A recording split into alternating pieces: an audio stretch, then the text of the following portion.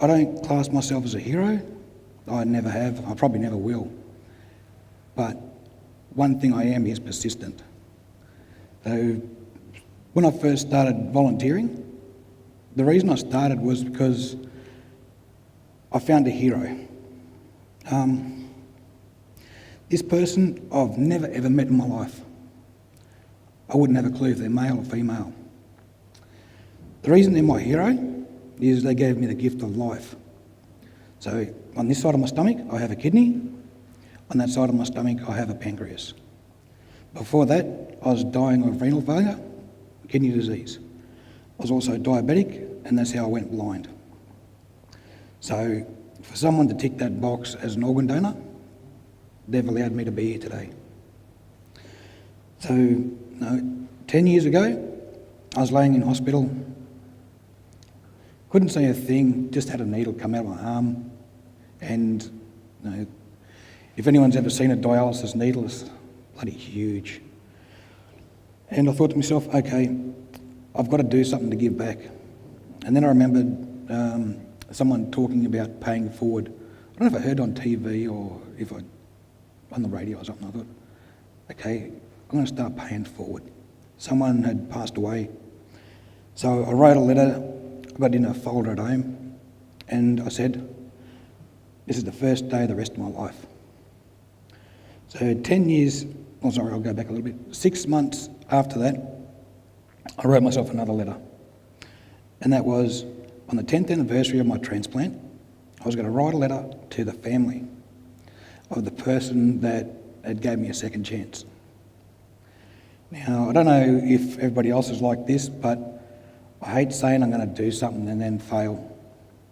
So I thought, well, okay, if I give myself 10 years and accomplish everything I can accomplish in 10 years, then I've got proof. And they know that the gift that was given then has been used and used correctly and has been worthwhile. So going back to my leadership journey, about 4 years ago, I was at Vision Australia and an orientation mobility officer, a lovely lady named Shirley. She seen something in me which honestly I didn't see. She said, come to one of these meetings and just sit out and listen and see what happens from there. So I went to the Wellington Shire Council, went into the meeting, and it was called the Wellington Access and Inclusion Advisory Group. Sitting down, I'm listening, I'm sort of really awkward. I've never been to a fancy place. I've never been where people wearing suits and stuff like that. It wasn't my style. And from there, it's like all these different people with all these different disabilities are sitting around this round table, not a square table, a round table, where everybody was equal. And they're talking about different issues in accessibility, different issues that they have on day-to-day lives. And I was amazed at how many people were so passionate about what they do. I thought, wow, what a wonderful group. So after a while, there was a chance to become the chairman of the advisory group. So me sort of being a bit determined and persistent, and no one else put their hand up. I said, I'll ask a question. Haven't been here for long, but I'll do it if it's okay, but is there training available? And I was like, yes, there is. I thought, oh, ripper. So, I thought, wow, what a step. I've gone from being scared, being, well, just somebody that didn't have a purpose in life or a direction, and now I've found somewhere I can be a part of, and hopefully something I can change for the good, for the better. Gooder. So 4 years ago, I became chair and learned how to run meetings and stuff like this. This was really cool considering being a blind guy. It's like, well, how are we going to do this? I can't read notes. I've got to wing it all the time. So I've got no sheets with me today. It's terrible. But from there, it wasn't that hard. We worked out different ways we could do things and different ways that I could learn and remember and run this meeting. And the best part about it was the staff at Wellington Shire Council they're always there supporting me 150%. I say that because they'd go above and beyond. If I needed practice time doing a dummy run, I was like, yep, okay, come in, we'll do it. How many times do you need to do it? Well, let's go until I just can't go no more. So from there, met a lot of lovely and beautiful people at the council. A lot of different organisations go to it, from Red Cross to Gibb Sports, George Gray, everybody who you think, these people have a disability, what can they contribute? Well, to be honest, guys, just because somebody's got a disability don't mean they're silly. Most people with disabilities are absolutely and positively geniuses. I'm not saying that because I'm smart, because I'm not. I've met guys and women who people look at every day and think, oh, look at this poor bugger in a wheelchair, or this person's got Down syndrome. You start talking to them and the life experiences they've had. They've gone sailing around the world. They've gone all the way around the world doing different things. They've helped different people. They've fundraised. And it's all off their own back with family support, community support. So that led me to my next journey. I started volunteering with Vision Australia. So after asking for training as well, I became the first indigenous peer for Victoria. So now I get to help other people who are just starting to go blind work through the emotional problems, like how do we talk to our family when they don't want to listen? How do we convince ourselves that it's not a bad thing to be angry? We don't have to be ashamed of being sad or being confused. It's just that part of grieving. How do we actually get over that pride thing of asking for help? Because asking for help is one of the biggest issues when something hard has happened to you. If you've been independent all your life, how do you ask for help? It's so hard. So I've been with Vision Australia as a volunteer now for 3 years. I've helped a numerous amount of people, and some of the people who I've helped through the quality living programs, I've actually got to meet. And they've met me and it's like, oh, you are real. You're not just that voice on the phone. The things that I've been able to accomplish from just volunteering, like I don't work. I'm a pensioner. I'm on the dole. I've been retired since I was 24. From that, I'm 38 now, and in saying that, well, there's not a great deal around Gippsland that I can do as a blind person. I don't like computers. They're a horrible, horrible animal. But my phone, love it. Touchscreen, interactive, talks to me. It's brilliant. Computers, well, I still class them as fish and sinkers.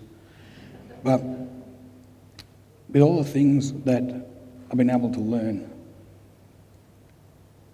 technology is coming a long way. The invisible workforce, the volunteerism that people want to give. Now, I'm terrible with names. I'm absolutely a shocker with names. But a few speakers mentioned this today, that endorphins. When I speak, I don't say endorphins. I say I'm an addict. No, I love to help. That rush I get when I help somebody, it's addictive. How can you not love it? You gotta. The more you want, the more you get. It's a good addiction. I'm also greedy because, like I said, the more I get, the more I want. But it's a good greed. I'm just going to say, with the Gippsland Community Leadership Program that I've done, and sorry if I chop and change, I do wing it a fair bit. With the GCLP, then I've had to prove to all my peers that I am a capable and responsible person. I've had instances where people have been concerned about my welfare. Oh, can he stay in a hotel by himself? Can he do this? Can he do that? Well, I can. I just need a chance. I do it at home. I do it everywhere else. If there's concern, ask me. Please ask me. Don't assume that I can't do something. Because if you assume that I can't do something, I'll show you up. That's one of the worst things. I hate when people say I can't do something. When I first went blind, I was told that, oh, you can't go cutting grapes. I thought, There was an idea that I had. I thought, okay, going to go to Swan Hill. I'm going to go cut some grapes. Took me 3 days. I earned myself enough money to buy myself a packet of cigarettes and the train ticket home. I didn't care. I was happy. Got home and said, right, tell me I can't do it, I'll show you. And then, with most things in life as well, including the GCLP, I got to see how Gippsland works. Because I'm not originally from here, I'm a New South Welshman. Come down to Victoria and wow, you guys live in a beautiful part of the world. What a place to be proud of. When I come down, my place was in the drought. Come down here and everything was green. I pulled up a little place called Bryagalong. I didn't even know what a Bryagalong was. And it's like, right, pull up the post office. The only phone box in town. I rang up my sister and said, oh, where do you live? She goes, where are you? I said, I'm at the phone box. She goes, okay, just listen for a minute. I was like, James. Put my head out. And there she was on the other side of the phone box. I thought, geez, it's all right. Bloody small town this is. So went across the road, said go to my sister, and then went to the post office and said, oh, I'll get a packet of smokes, because at this time I was a cigarette smoker. Didn't mind a drink, typical Aussie bloke. No, didn't care, had no problems, no worries. And I heard a farmer saying, oh, we're in a drought. And I'm sitting there, I'm scratching my head thinking, mate, you're in a drought, how can you say that? I'm in a drought. I said, mate, is 8 in a drought? It's like, yes, we are. It's like, oh, mate, where I'm coming from, the drought is dirt, dead trees, birds, everything's dying. You've got green grass. He goes, yeah, but there's no moisture in the ground. It's a green drought. I thought, hang on, I've never heard of this. Well, after a couple of years, I worked out that when there's no moisture in the grass and the cattle can't eat it, you can't produce the milk. And then it's like, okay, I need to find out more about Victoria. It was a different place to where I was from. So when I started with the GCLP, we learned everything from how farmers work. So from the market gardens, how to get the best amount of money out of a crop by not selling it to the big shops. You see on the side of the roads these little stalls, little sheds, and inside there's an honesty box. How beautiful is that, an honesty box? Now, you don't see that very often. You know, a bag of spuds, a couple of bucks. Go to the shop, 6. It's not good. From there we went to, went to Melbourne, Parliament House. Well, tell you what, opened my eyes, all these people in suit. Thank you. all these people in suits. It's like, wow. I always had a problem with authority. It's like, I've worn a suit twice, and that was once when I went to Parliament House and once when I got married. I don't even know if it'd still fit. But I suppose my main message is that keep trying, don't give up, don't surrender. You know, if you don't know about something, ask. If you want to do something, do it. Join a group, join a volunteer group. The best way to learn is through volunteering. You don't get paid, but the things that you learn will be priceless. And I'm about 8 groups I'm a part of, and I still want more. I just get that rush of happiness when I help somebody. And I don't always contribute, but in saying that too, when I do contribute, it's usually something that's beneficial. So, thank you.